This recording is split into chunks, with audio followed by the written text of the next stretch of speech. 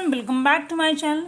Students, हमने previous video में exception देखा था और उसके प्रीवियस वीडियो में हमने अजम्पशन देखा था लॉ ऑफ सप्लाई का।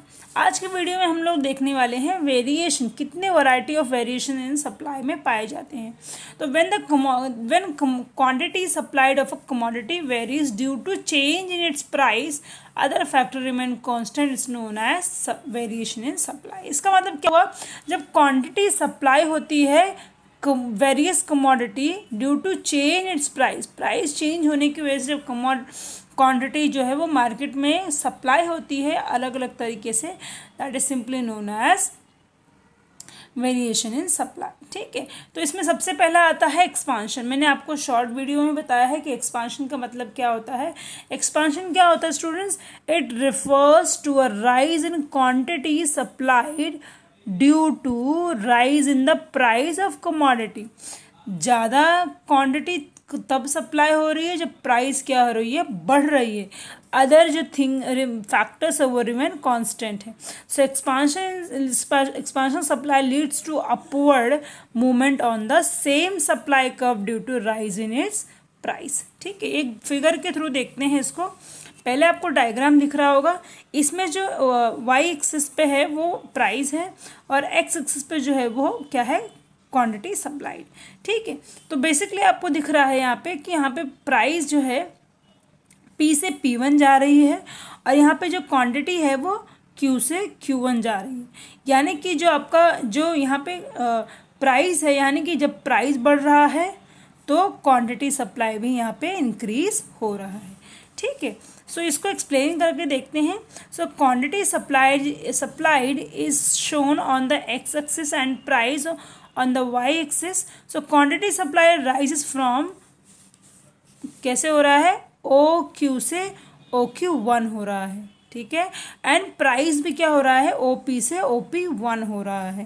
ठीक है, वही यहाँ पे एक्सप्लेन किया गया है, rise from O Q to O Q one with the rise in price of O P to O P one resulting in an upward. यहाँ पे जो कर्व दिख रहा है आपको स्टूडेंट्स, ये क्या है, अपवर्ड उस कर्व है, यानी कि लेफ्ट टू राइट भी आप इसे कह सकते हैं।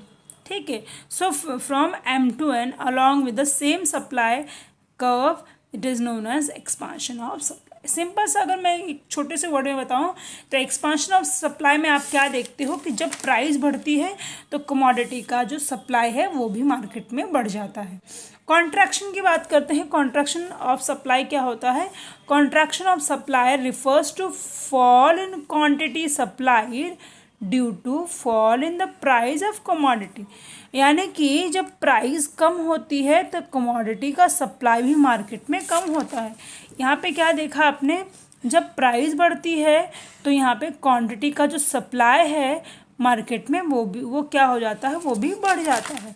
तो कॉन्ट्रैक्शन में आपने क्या देखा है, एक्सपांशन में आपने क्या देखा है कि जब प्राइस बढ़ती है तो कमोडिटी का सप्लाई मार्केट में बढ़ जाता है।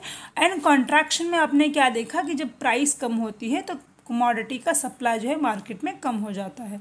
So in the case of contraction of supply there is a downward movement on the same supply, that is. अब इसको फिगर के थ्रू देखते हैं। पहले यहाँ पे देखते हैं, पहले प्राइस क्या हुई, कम हो गई, P से PU2 आई, यानी कि POP से OP2 आई, यानी कि प्राइस कम हो गई।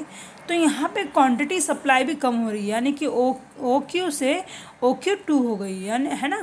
तो यहाँ पे प्राइस भी कम हो रही है। ठीक है, इसीलिए ये क्या हो रहा है, ये डाउनवर्ड स्लोप हो रहा है। ये ऐसे आ रहा है स्टूडेंट्स, ये ऐसे आ रहा है, ऐसे। ठीक है, तो अगर इसको एक्सप्लेन के थ्रू समझे, quantity supply shown on the X axis and price on the Y axis. Quantity supplied from the OQ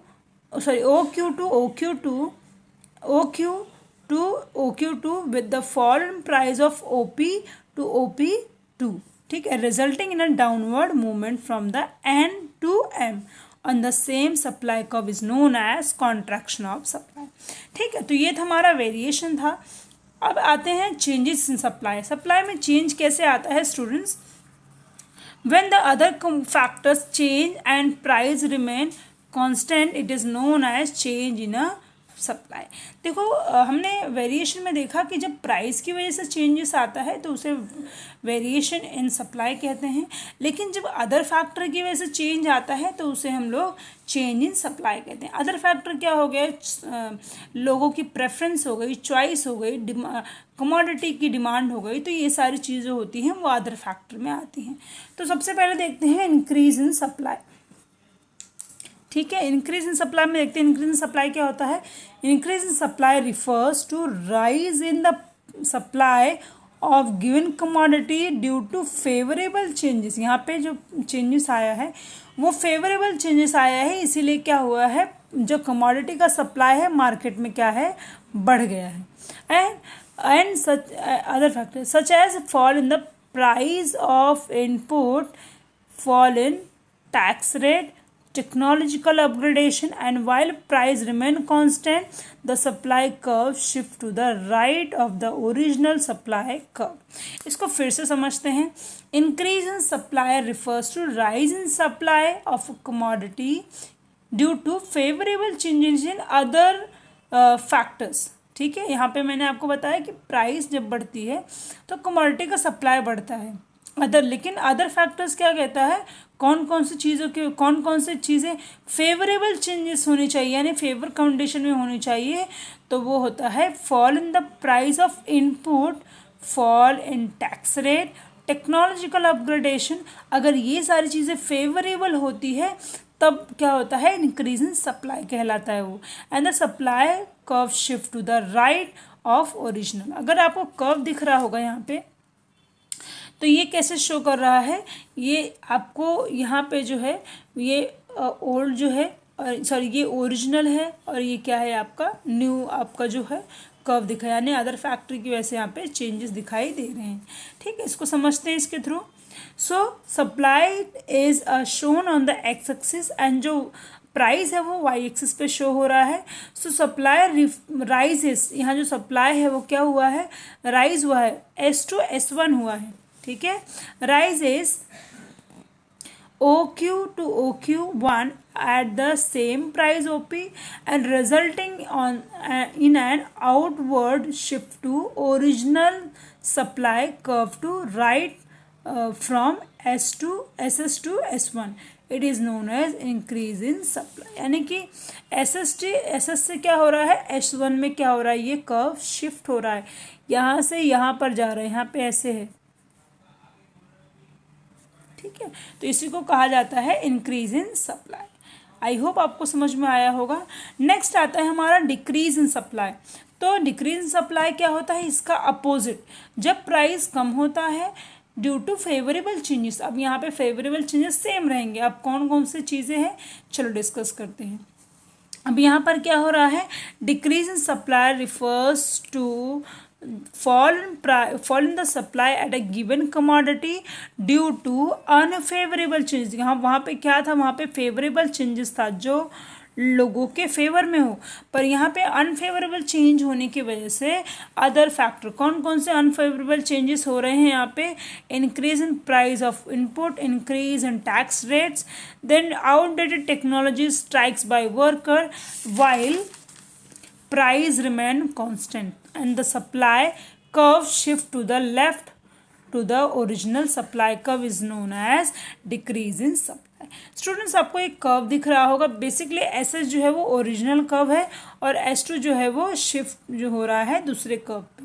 ठीक है, तो यहाँ पे आपको डायग्राम सेम वैसा ही है।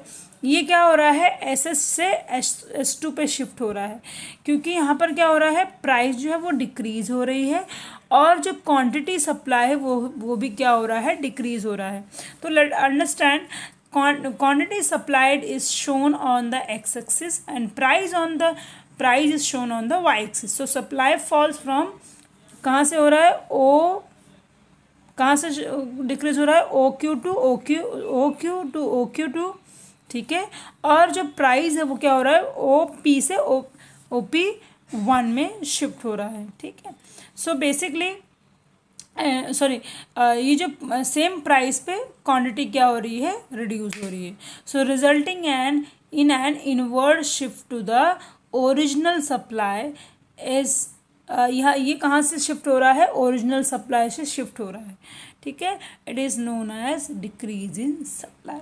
आई होप आपको समझ में आया होगा। तो कैसे याद रखना है आपको, वेरिएशन में यहाँ पे आपको क्या चेंजेस देखने मिलता है, प्राइस के चेंजेस की वजह से जो कमोडिटी है वो इंक्रीज डिक्रीज होती है, ठीक है। और यहाँ पे जब प्राइस इंक्रीज होने पे सप्लाई बढ़ता है उसे एक्सपांशन कहा जाता है। जब प्राइस कम होने पे सप्लाई भी कम होता है उसे कॉन्ट्रैक्शन कहा जाता है। Contraction of supply refers to fall in quantity supplied due to fall in the price of commodity। और changes in supply में यहाँ पे क्या हो रहा है, फेवरेबल और अनफेवरेबल यानी अदर जो commodity है, अदर थिंग्स है, उनके चेंजेस होने की वजह से यहाँ पे क्या हो रहा है, प्राइस इंक्रीज डिक्रीज हो रहा है। तो यहाँ पे इंक्रीज इन सप्लाई में देखते हैं कि जो भी प्राइस राइज होता है लेकिन यहाँ पे फेवरेबल चेंजेस होता है, लेकिन डिक्रीज इन सप्लाई में क्या होता है, प्राइस कम होता है प्लस अनफेवरेबल चेंजेस भी यहाँ पर देखने के लिए मिलता है। तो आई होप आपको समझ में आया होगा। Thank you so much everyone, and please do not forget to like and subscribe my channel, क्योंकि मैं आप लोगों के लिए बहुत मेहनत करती हूँ। तो आई होप मेरे चैनल को आप क्या करोगे, subscribe. Thank you so much everyone, and yes, study करते रहो क्योंकि आपको एग्ज़ाम में टॉप करना है। Thank you so much.